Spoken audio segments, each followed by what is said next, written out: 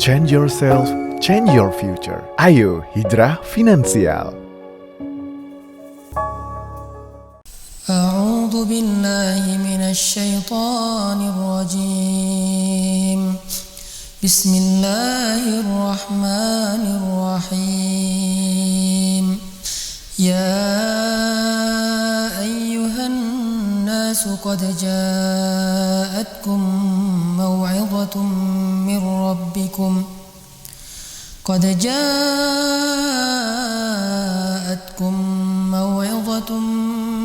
ربكم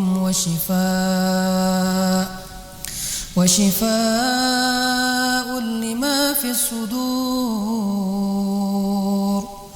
وهدى ورحمة للمؤمنين.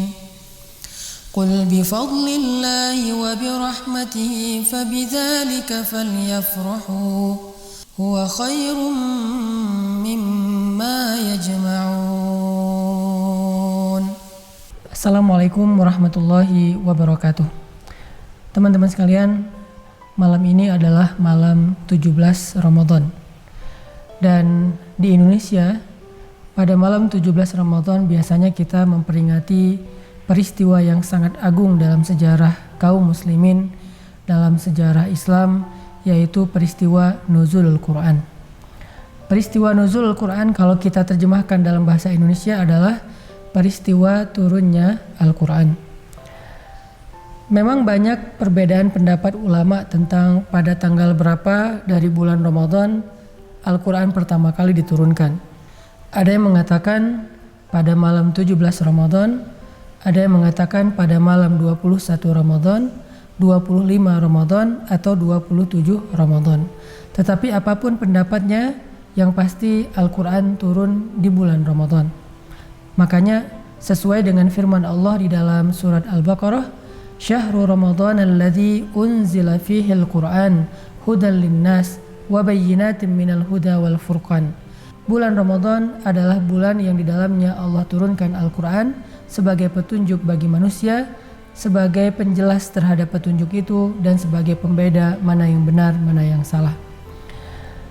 Peristiwa turunnya Al-Quran kepada Nabi SAW yang pertama kali, yang kita kenal dengan peristiwa ketika Nabi berada di Gua Hira, saat Nabi sedang menyendiri dalam keadaan bertahanus di Gua Hira, maka Nabi SAW didatangi oleh malaikat Jibril, dan Jibril kemudian mengajarkan Al-Quran untuk pertama kali kepada Nabi, yaitu surat Al-Alaq, Iqra bismi rabbikal ladzi khalaq, dan seterusnya. Namun sebelum Jibril membawa Al-Quran kepada Nabi SAW secara berangsur-angsur, dimulai dari surat Al-Alaq sampai kemudian berlanjut selama 23 tahun kurang lebih, Al-Quran sudah diturunkan secara sekaligus dalam dua tahapan. Tahapan yang pertama, Al-Quran turun dari Allah Subhanahu wa Ta'ala dan disimpan di Lauhul Mahfuz.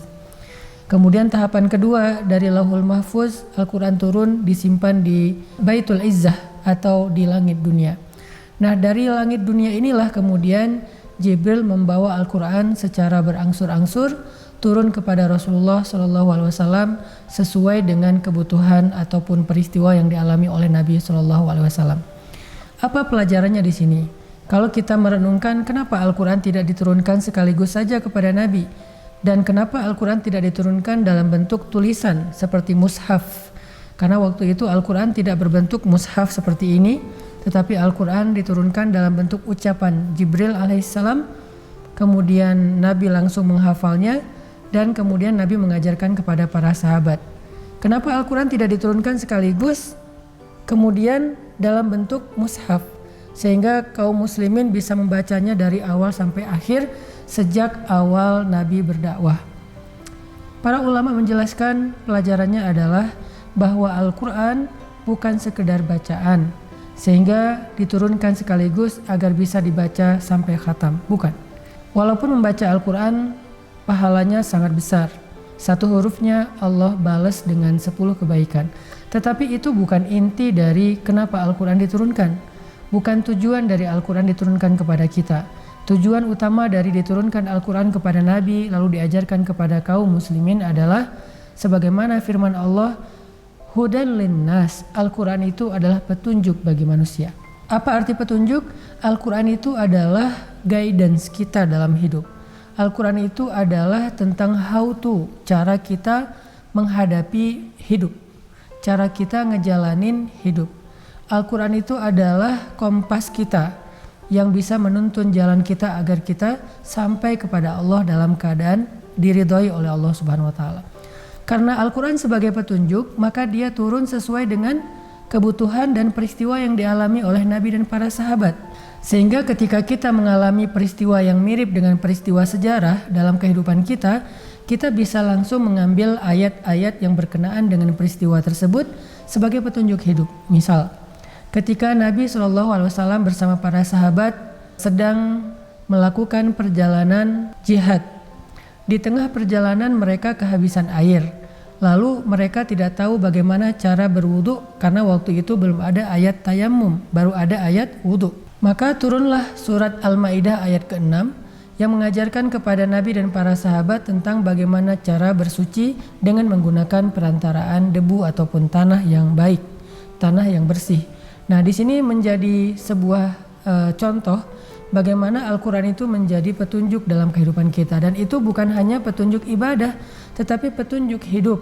Baik itu ibadah, kemudian urusan rumah tangga, urusan pribadi, urusan pekerjaan, urusan masyarakat, urusan negara, urusan antara kaum muslimin dengan orang yang non-muslim, urusan tetangga dalam sebuah lingkungan masyarakat, urusan pernikahan, urusan perceraian, urusan warisan, semuanya ada di dalam Al-Quran secara umum. Kemudian diperdetail lagi oleh hadis-hadis Nabi, kemudian disimpulkan oleh kesimpulan-kesimpulan fatwa para ulama. Itulah alasan kenapa Al-Quran turun kepada Nabi SAW secara berangsur-angsur. Dimulai dari surat Al-Alaq sebagai anjuran kepada Nabi dan kaum muslimin untuk membaca Al-Quran. Membaca Al-Quran di sini bukan hanya membaca huruf-hurufnya, bukan hanya mengkhatamkan juz dan suratnya, tetapi membaca di sini artinya mengambil petunjuk dari Al-Quran. Makanya di dalam surat Al-Fatihah kita membaca ayat tentang meminta petunjuk yang kemudian dijawab oleh awal dari surat Al-Baqarah yang hanya berselang beberapa ayat setelahnya. Allah berfirman di surat Al-Fatihah yang bentuknya adalah doa, ihdinas siratal mustaqim, ya Allah tunjukkan kami jalan yang lurus. Ya Allah tunjukkan kami jalan yang lurus.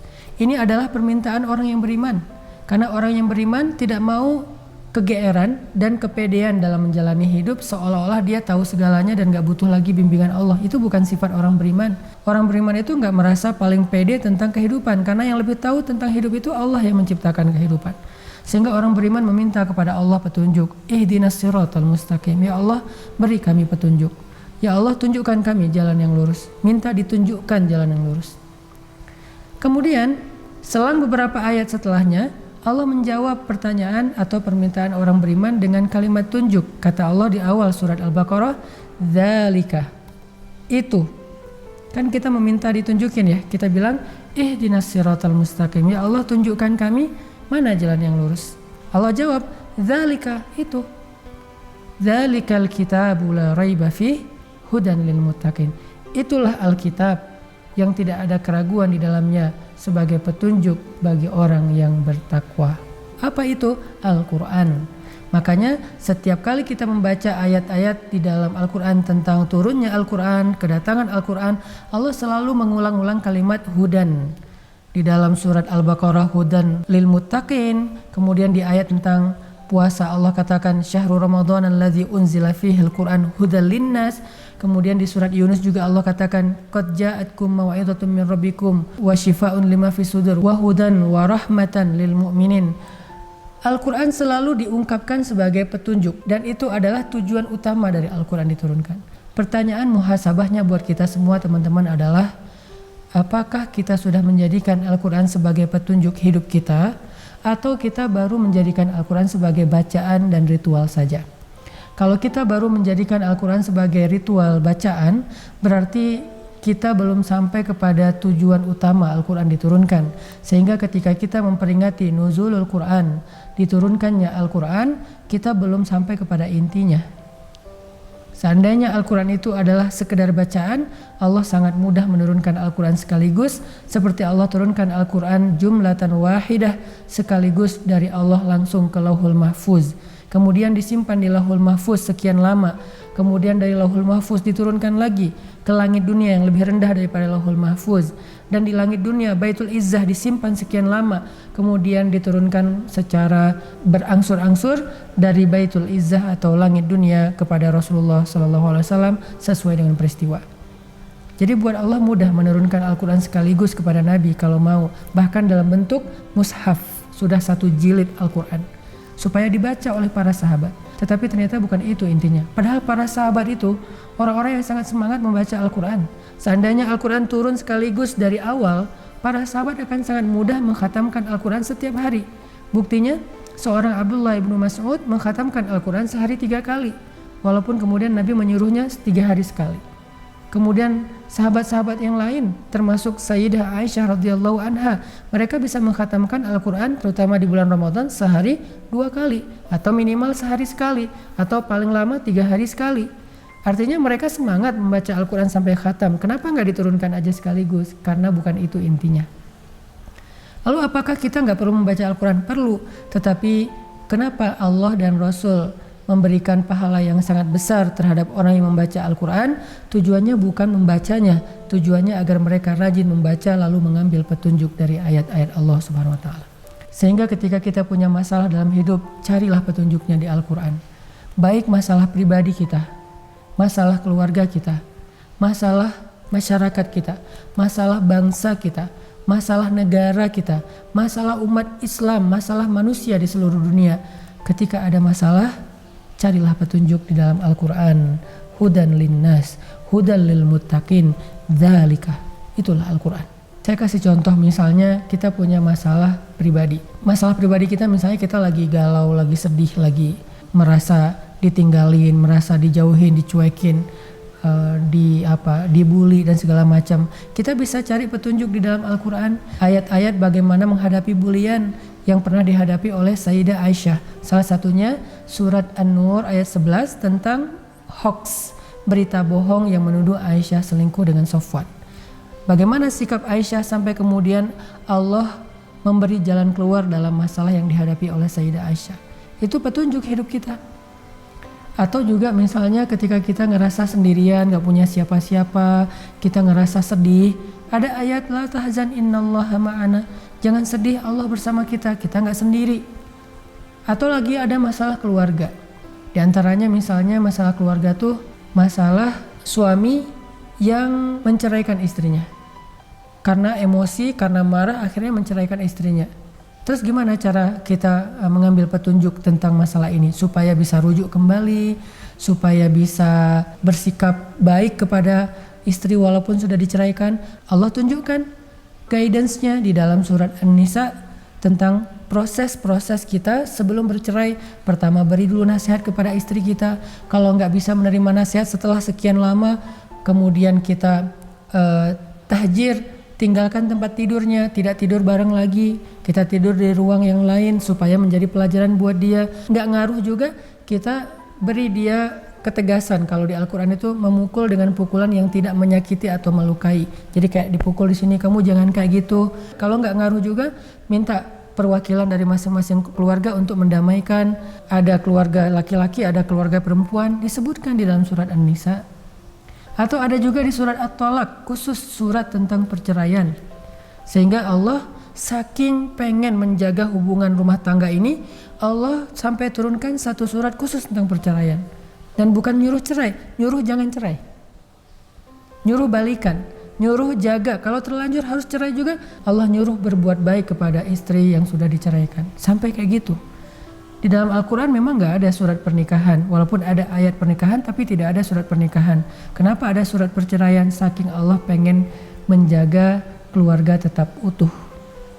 Ada lagi nanti surat Al-Mujadilah, surat tentang istri yang curhat tentang suaminya kepada Rasul.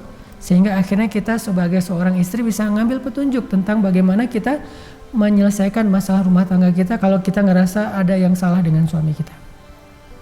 Begitu nanti juga di surat At-Tahrim, nasihat Allah kepada para istri. Kalau di surat Al-Mujadilah, nasihat Allah kepada para suami. Kalau di surat At-Tahrim, nasihat Allah kepada para istri. Kalau di surat An-Nisa, nasihat Allah kepada suami dan istri. Dan juga masalah masyarakat. Masalah masyarakat ada di Al-Hujurat, tentang jangan saling mencela satu kelompok dengan kelompok yang lain, baik yang berbeda mazhab atau berbeda pilihan politik atau berbeda dalam urusan suku bangsa, jangan saling mencela. Karena Islam tidak mengajarkan mencela. Kita boleh berbeda pilihan politik, itu hak masing-masing warga negara. Bahkan kita boleh berbeda mazhab dalam fikih, tata cara ibadah tarawih aja beda. Ada yang 11, ada yang 23, ada yang 22, ada yang 44. Ada yang subuhnya dengan kunut, ada yang tidak. Ada yang imsaknya tepat pas azan subuh, ada yang imsaknya beberapa menit sebelum azan subuh. Kita nggak masalah berbeda, tetapi nggak boleh saling mencela. Kita beda suku, ada yang Arab, ada yang Ajam, non-Arab. Ada yang orang Melayu, ada orang Tionghoa, ada orang Jawa, ada orang Sumatera. Tapi tidak boleh mencela. Nah, ini adalah petunjuk dalam bermasyarakat. Apakah kita sudah mengambil Al-Quran sebagai petunjuk dalam kehidupan kita, pribadi, keluarga, masyarakat, bangsa, negara, tentang aturan kehidupan supaya negara itu menjadi negara yang adil, tentang kepemimpinan, tentang kekuasaan, tentang politik, semuanya, tentang dagang, tentang kerja. Allah menuntun kita supaya pekerjaan kita berkah. Allah menuntun kita untuk meninggalkan hal-hal yang haram dalam mencari rezeki.